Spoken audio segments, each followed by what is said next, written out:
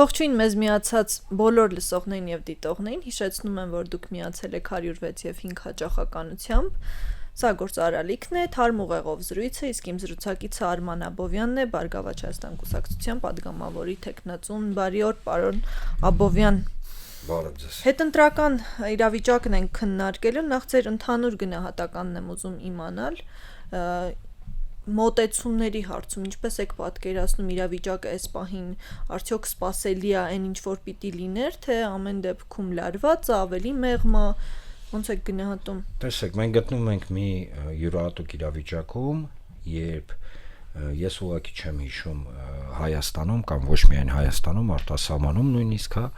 այսպիսի հետընտրական զարգացումներ, այն որ սպասելի էր, որ այս իշխանությունը կգնա յուրաքանչյուր սանձարձակ քայլերի, ձայնագողության եւ այլն, դա ակնհայտ էր, դա ուղղակի զարմանալի չէր, հաշվի առնելով այն փորձը, որը եղել էր թիմ ընտրությունների ժամանակ, երբ որ նույն ասենք ասենք, պետական ռեսուրս եւ այլն, բայց այն խուժանությունը, որին մենք ականատես եղանք, այսինքն երբ որ Հայաստանի Սահմանադրության համաձայն Հայաստանի Հանրապետության քաղաքացիների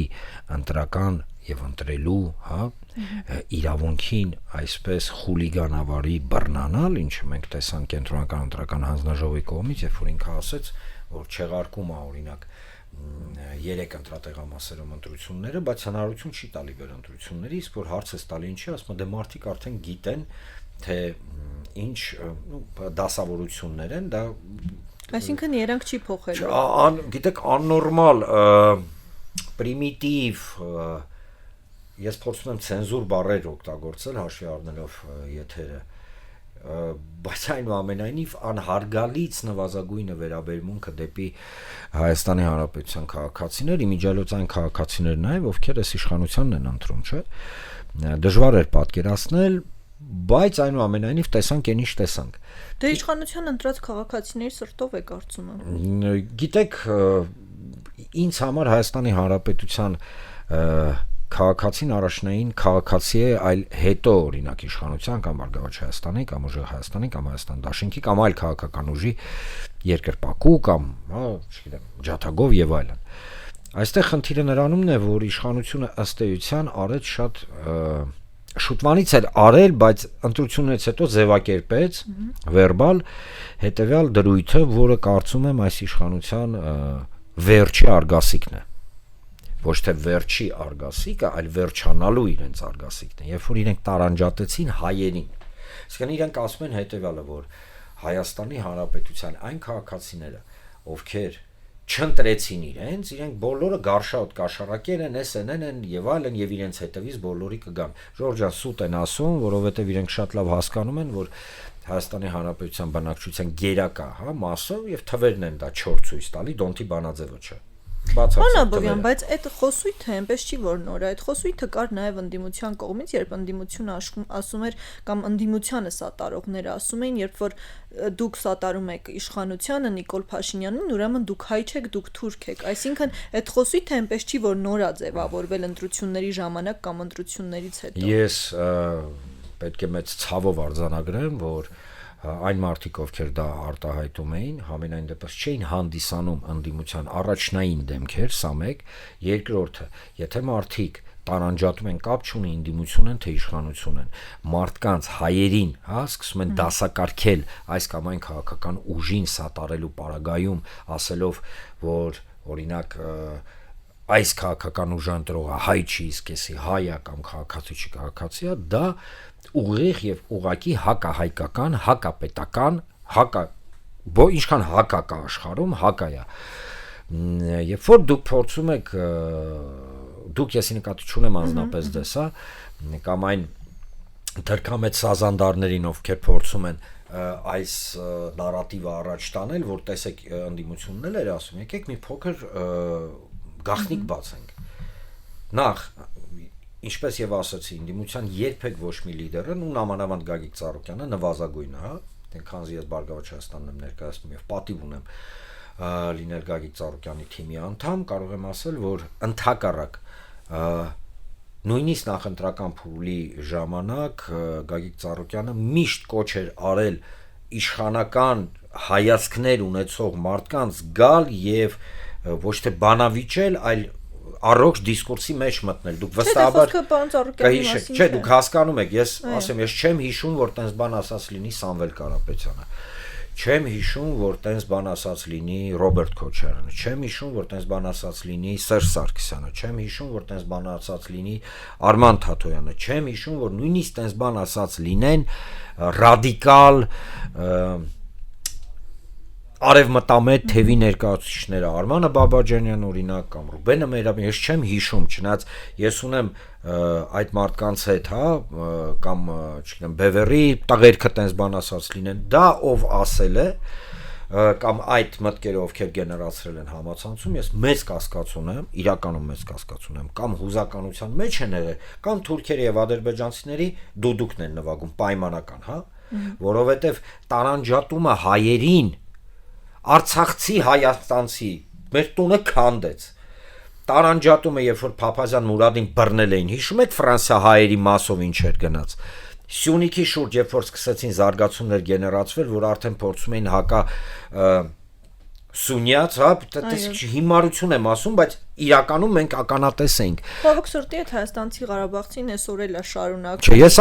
ուրեմն Ժորժ ջան, Ղարաբաղ հայկական չի ես։ Ով Արցախը, ով տարանջատումը հայերին ծննդավայրով պայմանավորված, այ հիմա հայտարարում եմ։ Ուղիղ եւ բացահայտ։ Բացասական առումով լոկ ծննդավայրով պայմանավորված։ Այսինքն ասում է դու ես ինչ ծննդավայրից ես, ուրեմն դու վատն ես, արդեն ինքը լրատվական ռադիոյի եթերում ասում եմ թուրքից բեթարա։ Ինքը ուղիղ թշնամի է եւ սա թշնամական խոսքի գեներացում չի, այլ հակառակ թշնամական խոսքի դեմն առնելը։ Ոչ մի պարագայում չի կարելի եւ անընդունելի է հայերին տարանջատել։ Հիմա Ռուսաստանի հայերի շալակն են հելը։ Վաղը նույնը կրկնվելու է իրանահայերի մասով։ Այն մյուս օրը Ամերիկա հայերի մասով։ Այ շատ լավ տեղ եկանք մենք ասանք իշխանության падգամավորներից նորին օրինագիծ են առաջարկել, որ ընտրելու իրավունք կարող են ունենալ վերջին 6 ամիսը Հայաստանի Հանրապետությունում բնակված քաղաքացիները, դա այդ որոշումը կայացվեց ընտրությունների ժամանակ, երբ որ մենք տեսանք տարբեր քաղաքացիներ Ռուսաստանի Դաշնությունից հատկապես ժամանում էին Հայաստան ընտրելու իրավունքը իրացնելու ու կրկին ետ վերադառնալու համար։ Առհասարակ պարոն Աբովյան, այդ հարցին ոնց եք վերաբերվում, ով իրավունք ունի Հայաստանի Հանրապետությունում ընտրությանը մասնակցելու ու այդ թիրախավորումն էլ որ գնում է, կան ինչ որ տեղում արդարացումներ դրան։ Ես կարծում եմ, որ Չէ, տեսեք, եկեք ի սկզբանե գնանք, ես հասկանում եմ այն տրամաբանությունը, հա, որը դնում է իշխանությունը այդ օրինագծի տակ։ Բայց ես կտրականապես դեմ եմ այս ստեղծված իրավիճակում հիմա այդպիսի ինչ որ գործընթացներ գեներացնելու, որովհետև իրենք հետապնդում են նեղ քաղաքական շահ, կոնկրետ քաղաքական ուժի։ Այսինքն այստեղ դարդուցավը ոչ թե Հայաստանի Հանրապետության ապագայի մասով է, այլ դարդուցավը իշխանության։ Այն է, որ չգիտես ինչու հայ ազգի մեծամասնությունը իրենց դեմ է։ Միգուցե, տեսեք, եթե մենք նայում ենք գլոբալ առումով, այստեղ մենք ունենք երկու տեսլականի բախում։ Բախում համար 1։ Այո, մարդիկ Հայաստանի քաղաքացիները, որոնք բնակվում են Հայաստանի Հանրապետությունում, իրենք են բոլոր հետևանքները այդ ընտրության, հա, ընտրությունների եւ գործընթացների քաղում։ Ոչ թե Սփյուռքում, ֆիզիկական առումով, հա, ֆիզիկապես մարդիկ։ Սա մի առաջին տեսանկյունն է։ Տեսանկյուն համար 2։ Հայաստանի Հանրապետությունը աշխարհի բոլոր հայերի զատ նույնիսկ իրենց քաղաքացի լինել կամ չլինելը տունն է։ Հիմա եթե զատ վիճելի է, այդտեղ վիճելու բան էլ չկա։ Տեսեք, մենք կոնցեպտի մասին ենք խոսում եւ ձեզ հետ համաձայն եմ անվիճելի։ Հիմա եթե այդ մարդու տունն է, չէ՞։ Այդ մարդը պետքա ունենա այս կամ այն առումով իրավունք ազդել այն իրավիճակին, որը իր տան մեջ ձևավորվում է։ Ես այլ կերպ եմ տեսնում, գիտեք, լուծումը։ Տեսեք, պարոն Աբովյան, ազդել կարելի է, եթե դու դրանից հետո պատասխանատվություն ես կրում այդ իրավիճակի համար։ Այ դրա համար ես ավելի խորքային եմ տեսնում այդ հարցի լուծումը եւ չեմ տեսնում հարցի լուծումը միանշանակ որոշումների ներքո, որ այսօր իշխանությունը առաջարկում է։ Այլ խոսք, որ եթե Հայաստանում ձևավորված լիներ, ինչպես հիմա կասեն, էլի բերեց Իսրայելը որպես օրինակ, հա, բերում եմ Իսրայելը որպես օրինակ, որովհետև այդ երկրի, դա որովհետև այդ երկրի հզորության 99.9%-ը դա իսրայելական կամ, հա, հրեական լոբին է։ Ոչ ոք էլ դա չի թաքցնում, Իսրայելն էլ չի թաքցնում, ոչ մեկ էլ չի թաքցնում։ Ինչ են արել իսրայելցիները, ինչ են արել իմիջիալոց լեհերը, լեհական փորձները շատ հետաքրքիր, որը ես շատ խորքային ուսումնասիրել եմ։ Իրանք արել են հետևյալը, ձևավորել են խորհրդատվական եւ կառավարչական մարմիններ, որտեղ ընդգրկել են պայմանական համայն աշխարհի հрьяաների կամ լեհերին, հա, տենց ամենաակնառու դեմքերին, որոնք իմիջիալոց ընտրություններով են անցել, այսինքն իրենց համայնքներում որոշակի պրոցեդուրային գործընթացներ են անցել։ Եվ այդ մարմինները ստեղծելով իրենց պետություններում, իրենք կարողացել են հավասարակշռեն այն կոնֆլիկտը, ներքին կոնֆլիկտը, որի մասին մենք ձեզ հետ հենց նոր զրուցեցինք։ Եվ այստեղ նաև իրենք կարողացան ձևակերպեն պատասխանատվության սանդղակներ, այսինքն եթե մարդ իրավունք է ստանում ընտրություն կատարի պայմանական Լեհաստանում, չէ, ինքը որոշակի սանդղակներին պետքա համապատասխանի։ Չափորոշիչներ պիտի։ Այո, հենց դա եւ մենք այլ տարբերակ չունենք, քան այլ ճանապարհով գնանք, որովհետեւ մի ծայրահեղությունից ընկնել այլ ծայրահեղություն, դա հետապնդել լոկ նեղ քաղաքական շահեր։ Կրկնում եմ, այս իրավիճակում այդպիսի նախագիծ հենց հիմա բերելը սխալ է։ Բայց հաշվի առնելով այն հանգամանքը, որ Նիկոլ Փաշինյանի իշխանությունը հետապնդում է իր նպատակներից մեկը դա լրիվ կտրել եւ տարանջատել Հայաստանի Հանրապետությունը հայկական սփյուռքից, լրիվ։ Իրենք դա չեն էլ թաքցնում։ Կարծում եմ, որ մինչև սրանք կան, դա անիրականանելի գործընթաց է։ Բայց այնուամենայնիվ, այո, մարդ, որը ապրում է Հայաստանում, մի այբա։ Մարդ, որը ապրում է արտասահմանում ունի հայկական գրանցում կամ հայկական անձնագիր, այլ այբա, հա, այս տեսանկյունից։ Մարդ, որը օրինակ ապրում է դրսում ու բիզնես ունի օրինակ Հայաստանում, լրիվ ուրիշ այբա, այդ դասակարգումը եկեք ոնց որ ակ չհորինենք, էլի։ Կան տարբերակներ, կան տարբեր մեթոդներ, գիտեք լեհերը ոնց էս հարցը լուծեցին։ Նենց հետարքիր է, իրենք լրջագույն խնդրի առջև կանգնեցին նամանավանդ խորհրդային միության փլուզումից հետո, երբ որ անկախ Լեհաստան եւ այլն ու Վարշավյան պայմանագրի պետությունները իրականում սկսեցին անկախանալ, իրենք մի հատ շատ հետաքրքիր ճանապարհով գնացին, որը ըստ իս մեզ ավելի հոգեհարազատ է, եթե միքսենք իսրայելական փորձի հետ։ Սենց մի բան են արել, ուրեմն անունը դրել են, մի փաստաթուղթ են հանես, կոչվում է Լեհի քարտ, հա, Polish քարտ, կարտապալյակը եւ այլն, հա, մի քանի լեզվով ասեմ, չասեն էլի։ Չեք տիրապետում։ Հա, էլի։ Եվ այդ քարտի հիման վրա տվեցին հետեւյալը, որ ասացին այս քարտը ոնց որ green քարտի ազգայնացված տեսակն է։ Դե արտոնություններով հա։ Դու ազգությամբ լեհ ես, կարում ես ապացուցես, որ դու ազգությամբ լեհ ես, մաման ա լեհ կամ պապան ա լեհ, խնդրեմ, արքես քարտը, դա առաջին քայլն է։ Քարտը ինքը վերցում ենք իրավունք հաստանում առանց վիզա մտնի Լեհաստան, ինքը իրավունք հաստանում աշխատի Լեհաստանում, ինքը իրավունք հաստանում եւ այլն եւ այլն եւ այլն։ Դրանից հետո ինքը նաեւ ապացուցելուց հետո, որ ինքը պիտանի է Լեհաստանին որպես լեհ, այդ քարտը ձեռը, չէ՞, ինքը արդեն ստանում է անձնագիր։ Անձնագիրը ստանալուց հետո բնականաբար ընտրելու իրավունք։ Հիշում եմ այն վեճերը, որոնք Լեհաստանում հանդես են գալի, որ վայ, ոյ դուք դասակարգում եք լեհերին սորտերի, այսինքն առաջի սորտի լեհ քաղաքացի, բավականին լուրջ դա 90-ականների սկզբին էր դիսկուրս էր հանդես գալիս, Յավորսկին, եթե չեմ սխալվում, պրոֆեսոր Յավորսկու գաղափարներ, բայց ժամանակը ցույց տվեց, որ այդ սխեման աշխատեց։ Իսկ գիտեք ինչ առումով։ Լեհական անձնագիրը լեհի համար դարձավ ոչ միայն իդենտիֆիկացիոն, սուվենիր, որ ինքը լեհ է, ինքը Լեհաստանի քաղաքացի է, այլ ինքը ստատուսի մասին է նայել։ Այո, ինքը մի փաստաթուղթ դարձավ, որին հասնելու համար դու պետք է ինչ-որ մի ճանապարհ անցնես, դու ունես լեհի քարտը, դու բոլոր իրավունքները ունես, բացի ընտրելու իրավունքից։ Այսինքն ստեյտ չէր գնում, որ իրանք Սփյուռքին բան էին անում, նեղում էին, եւ ունեցանք մի իրավիճակ, երբ որ այսօր Լեհաստանը գրեթե Եվրոպական միության այն բացառիկ պետություններից է, ով օրինակ չենթարկվեց աննորմալ հայ էմիգրացիոն օրենքներին եւ Լեհաստանում չկա էմիգրացիոն կրիզիս, որ ինքը կանգնեց ուղակի ասաց աղբեր ես պետք է ռեֆերենդում ա, դե պարզա որ եթե իրանք հանրակրվե անցկացնեին ինչ ռեզուլտատներ կլիներ, արդյունքներ եւ այս պարագայում իրենք կարողացան կապիտալիզացնել իրենց պետությունը պահելուն, լինելով Եվրամիության անդամ, այսինքն այս ամբողջ օրինակները մենք պարտավոր ենք վերցնենք, երբ որ իհարկե սրանք հեռանան, սրանք հեռանալու են վաղ թե ուշ, հույս ունեմ որ վաղ, ալջի նույնիսկ համոզված եմ, բայց այնուամենայնիվ, երբ որ դու այդ սաղ համակարգերը ունես, քեզ ստացվում է կառավարել process-ը, ոչ թե մարդկանց, այլ process-ը։ Իսկ իրանք ինչ են անում, կասինը վերցրել են, ընկել են մարդկանց հետ, ասում են դու Հայաստանում չես ապրում, իրավունք չունես։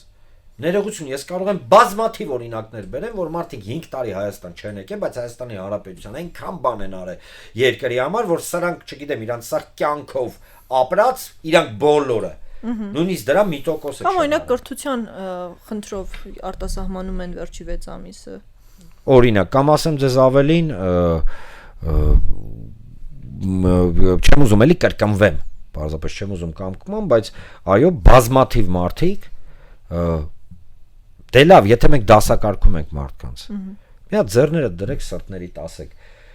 նույնիսկ 2020 թվականի 44-օրյա պատերազմի ժամանակ, այն ծավալը օգնություն լեզուս չի ֆռում ասել, հանգանակությունների, ամեն ինչի, ինչ ասես չարեցին այդ մարդիկ, զոհերի, Սփյուռքից մարդ չի զոհվել, այսինքն զոհվելը կարելի ընտրելը ոչ, ասում եք այնքան ասեմ, այս պարագայում եւ համոզված եմ ռադիոլսողներից բացարձակ մեծամասնությունը հետս կհամաձայնվի, բայց դրա հետ մեկտեղ էլ այո ունենք խնդրեմ, խնդիր, մարդիկ ովքեր ապրում են Հայաստանում, իրենք են քաղում ընտրության հետևանքները եւ բալանսավորելը, խնդրեմ, լեհական կամ հրեական տարբերակ։ Օրինակներ լավն են կարելի օգտվել ամեն դեպքում։ Պարոն Աբովյան, Սամվել Կարապետյանը հայտարարում է, որ հայտարարում է ընդդիմության այսպես միավորում, միասնական պայքարի սկիզբ, իր բառերով չեմ ասում ամեն դեպքում ուղիղ չցիտեմ, դուք քննարկում ունեցել եք այդ մասով եւ ինչա ենթադրում ես տեղեկություն չունեմ այս մասով քննարկման կամ չքննարկման, բայց կարող եմ ասել, որ ընդդիմադիր դաշտում ներկայացված բոլոր քաղաքական ուժերի հետ առաջի համատեղ գործողությունների հետ կապված կոնսուլտացիաները հենց Բարգավաճ Հայաստանն էր նախաձեռնել, երբ որ ձեր տաղավարից ընդամենը 15 մետր ներքև, հա, ամսի 14-ին դուք ականատես եկաք, որ մեր կոչին եւ դա շատ գովելի է եւ իրականում ես շատ ուրախ եմ բոլոր առողջ կամ մեծամասնությունը առողջ ուժերի, հա, հիմա չկնեղացնեմ ոչ մեկին, մասնավորապես ուժեղ Հայաստանը, մասնավորապես Հայաստան դաշինքը համատեղ գործողությունների պարագայում խոսքը գնում է անհամաձայնության մասին, հա, իրար հետ համախմբվել էին եւ ըստ էության մի ուղղությամբ էին նայում եւ ես կարող եմ միայն ողջունել այն գործընթացը, համաձայն որին նեղ կուսակցական կամ նեղ անձնական, հա, շահերը, երբ որ դրվում են մի կողմ եւ գերակայում է պետական եւ ազգային շահը։ Ես շատ մեծ հարգանքով եմ վերաբերվում ընդդիմության բոլոր լիդերներին, իրական ընդդիմության մասին է խոսքը գնում, մեծ հարգանքով եմ վերաբերվում բոլոր այն մարդկանց, ովքեր միգուցե եւ մի քիչ այլ տեսանկյունից, բայց այնուամենայնիվ սրտացավ են կմնա Հայաստան, թե չի մնա, ինչ process-ներ են լինելու եւ այլն, դրա համար ես բացի դրական, հա, ինչ որ արձագանքից այլ արձագանք չեմ կարող տալ, իսկ ինչ որ կոնկրետ գործողությունների ներողություն պետք է խնդրեմ, բայց իրականում առայժմ չունեմ տեղեկություն, դրա համար տենց հստակ ոչ մի բան չեմ կարող ասել։ Բայց ամեն դեպքում ո՞նց եք պատկերացնում հետագա պայքարը։ Տեսեք, եթե անհամաձայնություն կա ձեր ընտրողների հանդեպ, դուք ունեք պատասխանատվություն։ Միանշանակ, իհարկե, բա մենք որ մեր ընտրողների հանդեպ պատասխանատվության զգացմունք չունենայինք։ Բա մենք ինչ գործ ունեինք ամեն ձայնի համար, հա, ամեն ձայնի, որտեղ ամեն ձայնի ետևում մարդ է։ ատամներով կռիվ տանք։ Սա մեկ, երկրորդը պատասխանատվությունը ընտրողների հանդեպ նաև արտացոլում է մեր սկզբունքային դիրքորոշման ներքո, համաձայն որի սա միայն բարգավաճի կռիվը չի, ասեմ ավելին, սա այդքան էլ բարգավաճի կռիվը չի, որովհետև որպես օրինակ, երբ որ սկզբից հայտարարվեց այդ խուժանությունը, որ արեցին 50-ից 60 ցենտի per մեզ չէր պակասում, մեզ պակասում էր ներողություն։ Մենք վերահաշվարկները երբ որ անում ենք, մենք չկանգնեցինք այն թվի վրա, վերջ, մենք 60 ցենտ հավաքեցինք, ուռա, մենք գնացինք պարլամենտ։ Ոչ, մենք հետևողականորեն բոլոր ընտրատարածքներում, որտեղ կային կասկածներ, իսկ կասկածները կային գրեթե 90% ընտրատարածքներում, պարզապես ֆիզիկապես էլ դու պետքա դա հասցնես անես, չէ՞։ Մենք հետևողականորեն գնացինք բոլոր ձայների հետևից, ասեմ ձեզ ավելին, նույնիսկ այն ձայների, որոնք միգուցե մեր հակառակորդներին գնացին, բայց այնուամենայնիվ այն քաղաքացիների ձայներն էին, ում ձայները անտեսվել էր։ Այսինքն ստեն միանգամից ասեմ, էլի մենք այն որ ասում եմ կարմիր խաչը չենք, ոչ էլ ինչ որ չգիտեմ, հա, տենց հրեշտակի թևերով պայծառ աչքերով նայող, հա, ինչ որ ոչ, մենք շատ լավ պրագմատիկ մարդիկ ենք, ամեն ինչ էլ հասկանում ենք եւ պրագմատիզմն է այսօր թելադրում, որ եթե ուզում ես ունենալ հայրենիք, եթե ուզում ես ունենալ Հայաստանի Հանրապետություն, ոչ թե Արևմտյան Ադրբեջանի միջայլոց, հա, եթե ուզում ես նվազագույնը մնալ հայ, որովհետև այսօր իշխանության քաղաքականությունը ըստ էության ինչ ասում, ասում մեր ամենամեծ խնդիրն է, որ մենք հայ ենք, այ կդադարենք հայ լինել, կդառնանք հպարտ քաղաքացի կամ, չգիտեմ, այլ ինչ որ տենց որակավորում կտան, այդ ժամանակ կերը կլինի տեղը բան, իսկ միջև է չէ, հայ որ հիշում ես լավ չի։ Մենք պրագմատիկ դիրքորոշումից եւ մեր համոզմունքների վրա հենվելով հասկանում ենք, որ եթե մենք կռիվ չտանք ամեն քվեի համար մարդու, կապ չունի ում քվենա դա, ապա վաղը մենք անխուսափելի կկանգնենք գոյաբանական խնդիրների առջև։ Հասկանում եք, երբ որ մեզ փորձում են համոզել հիմնականում իշխանությունը, որ հայ ժողովուրդը պետք է լինի տարանջատված եւ այն մարդիկ, ովքեր օրինակ իշխանությանն են քվեարկել, դրանք լավն են, իսկ ովքեր քվեարկել են իշխանությանը, դրանք վատն են, դա ուղղակի ադրբեջանական եւ թուրքական սազանդարների խոսքն է, երբ որ վիրավորում են 100 հազարավոր մարդկանց միայն իրենց հայացների համար։ Ես ասեմ ավելին, երբեք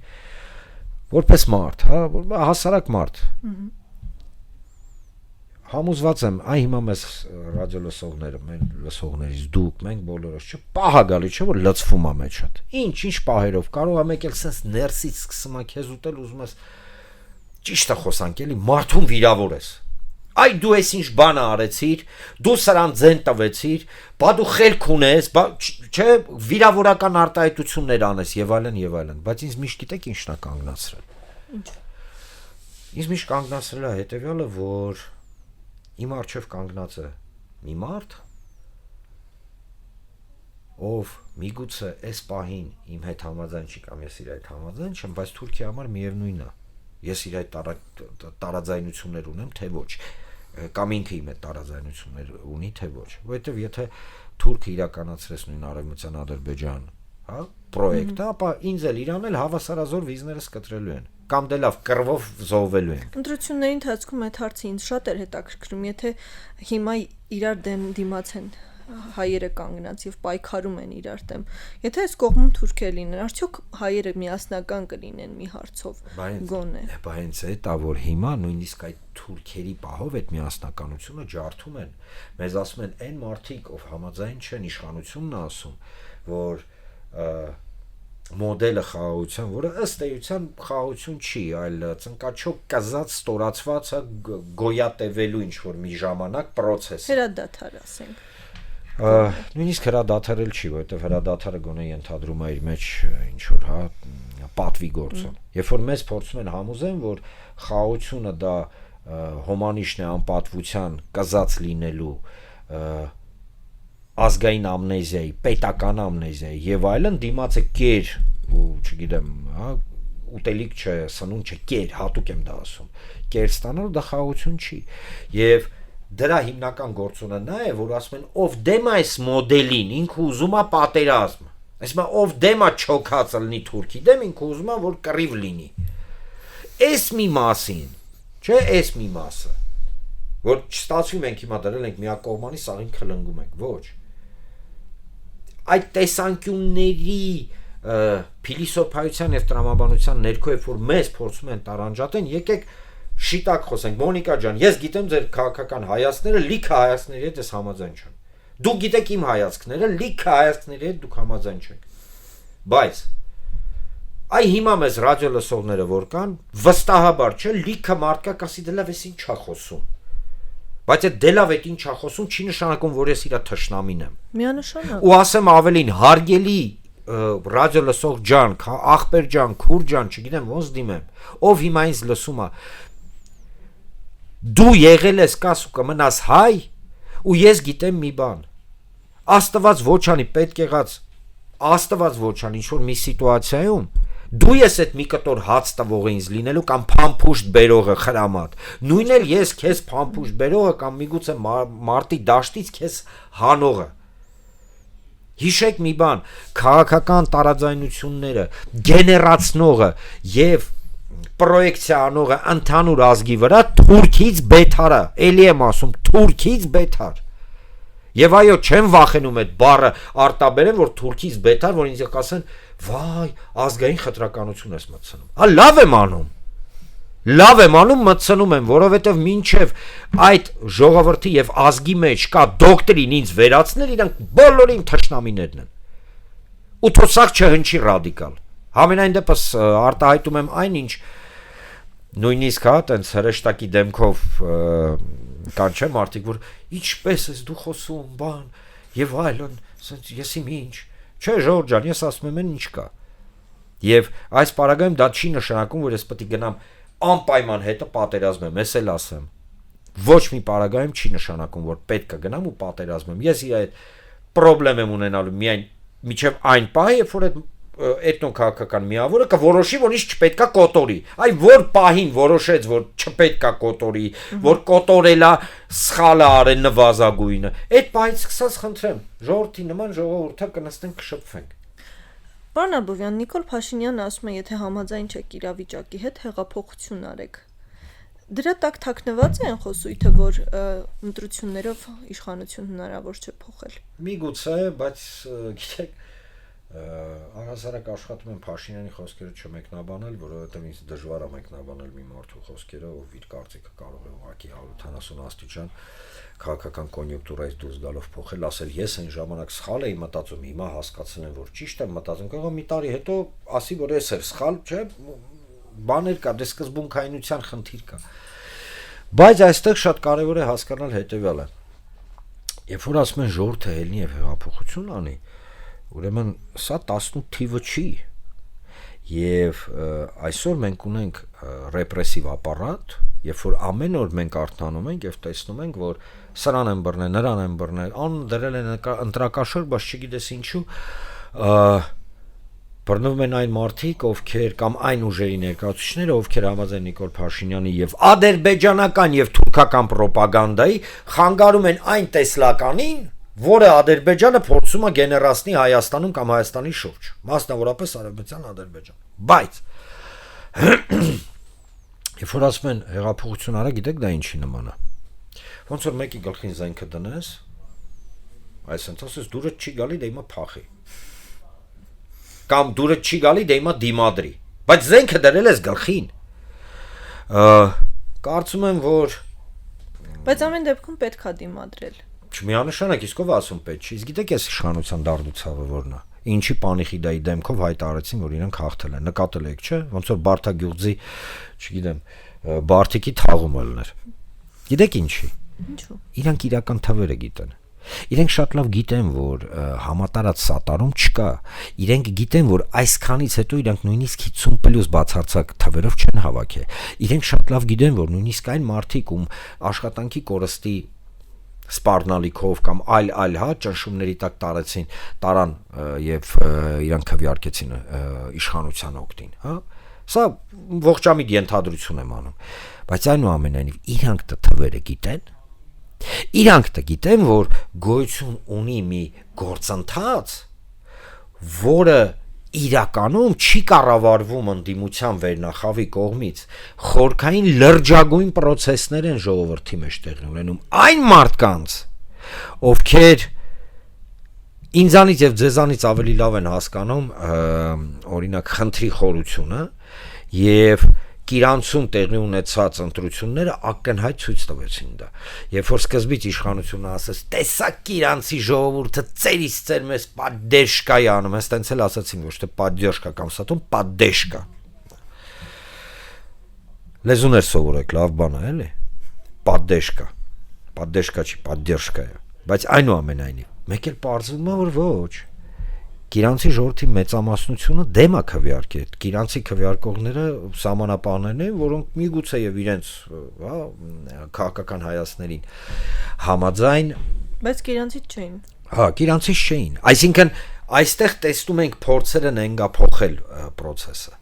Ասեմ ավելին, իրենք շատ լավ հասկանում են, որ ձերբակալություններով հարցը չի լուծվում։ Եվ նույնիսկ զանգվածային ձերբակալությունները չեն վերացնում այն մտավախությունները եւ այն արդեն իսկ զզվանք հատելության հետ համատեղ, որը Հայաստանի բնակչության կեսից ավելին արդեն իսկ ապրում է այս իշխանության պահով։ Իրենք գիտեն դա, դրանով է այս ամենը պայմանավորված։ Ասեմ ձեզ ավելին, որքան ռեպրեսիվ ապարատը ավելի ակտիվ է աշխատում, այդքան մարդիկ ավելի են վճռական դառնում, այս sense ձևակերպեմ։ Ասեմ ձեզ ավելին, այս ամենին գումարվում են նաև այն սոցիալ-տնտեսական խնդիրները, որոնք սրանք բերեցին մարդկանց գլխին։ Սկսած գյուղատնտեսության, որը այսօր ուղղակի ագոնիայի մեջ է, ու որին ամեն օր դուրս են գալ, ասում են, «Էսա Եվրոպան գալիս է, սպասի, հոп, հոյ, սպասի, էսա 5 րոպե հետո, էսա 10 րոպե, կես միլիարդ փող են տալի»։ Բայց այդ խոսքերը դեմը չեն առնում, չէ՞ որ ծիրանը փչանում է։ Հարց է տալիս, ասես ծիրանը փչանում է, պատասխանը հետեւյալն է, հա ծիրանը միշտ էլ փչացել է, խի ձեր տունը ծիրան չի փչանում։ Սա ուղղակի անհարգանք է, անհարգալից վերաբերմունք է տնտեսվարողի հանդեպ, իրենց ընտրողների հանդեպ։ Նաեւ։ Այսքան բան։ Շնորհակալ եմ, պարոն Աբովյան։ Թարմ ուղեղով զրույցներ, իսկ թարմ ուղեղով զրուցակից Սարման Աբովյանն էր, Բարգավաճ Հայաստան կուսակցության պատգամավորի թեկնածուն։ Կհանդիպենք, լավ եղեք։